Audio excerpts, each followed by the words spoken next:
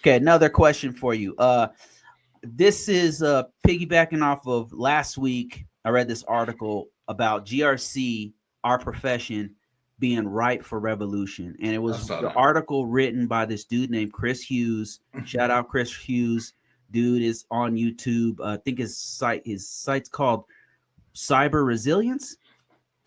Anyway, great point. He's had an article. He was talking about how cloud is evolving, networking is evolving, you got virtualization, you got AI, and it's all moving fast. But Mhm. GRC relatively has not changed much in 20, Facts. 30 years. Hmm. And first I thought, the article is going to be about him shitting on compliance, which some real technical people do. So I was kind of skeptical, but I read it and I was like, this guy has a point. He's not saying we don't need to do compliance anymore, like some of the Hmm. technical guys say.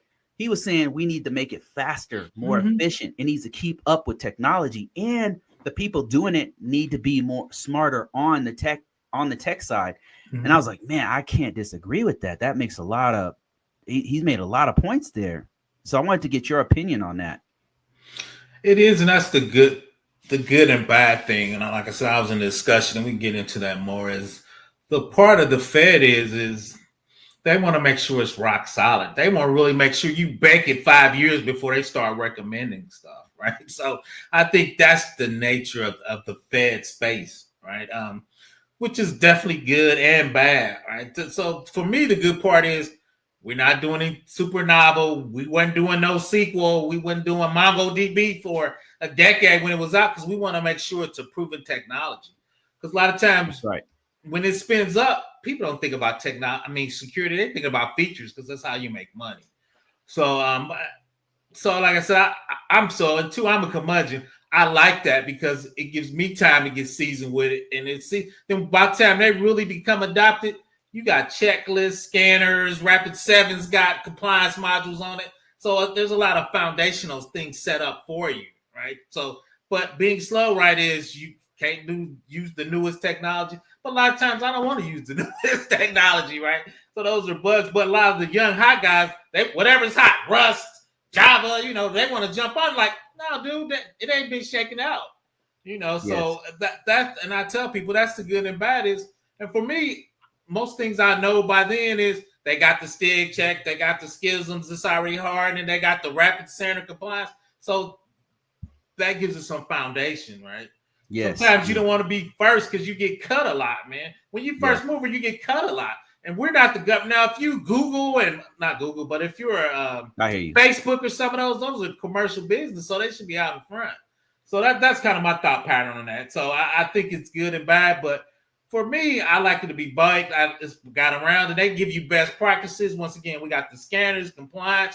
We got a lot of history on it. We got a lot of Yeah. working papers on it. If you get the hot new things, you don't have any of that. You trying to figure it out. Then they come up with some hack you wasn't even aware of, right? So, Right, right, right. It's not a frontier issue. Like you have to, there's a certain level of assurance that we have to right, have, a certain level of confidence right, because we're dealing with very important information, very facts. sensitive information where people are relying on it. These are systems where if it goes down, you're talking about people not getting paid, like a whole millions of people not getting paid, not getting their refunds, not getting Well, like if that's a, this system goes down, it's there's a real problem with on a DOD. on a You might logistics. The tanks might go another way, play where it should be, but go ahead.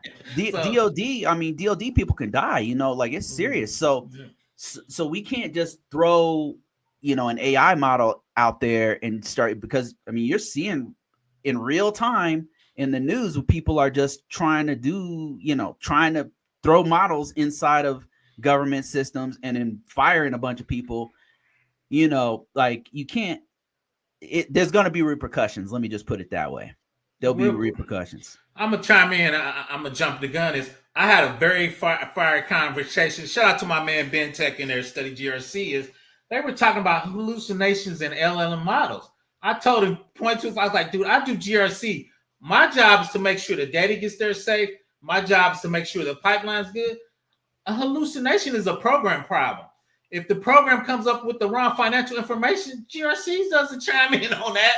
So we were debating this should, GRC talk about hallucinations. I'm like, that's a programming problem, right? So we were talking about really the segmentation of jobs from AI. Where does GRC stop, and where does for me, an AI model expert start? That's not a GRC problem. So we were debating that. I'm like, dude, I'm not jumping into that. I don't do hallucinations. So where's the separations of duties there?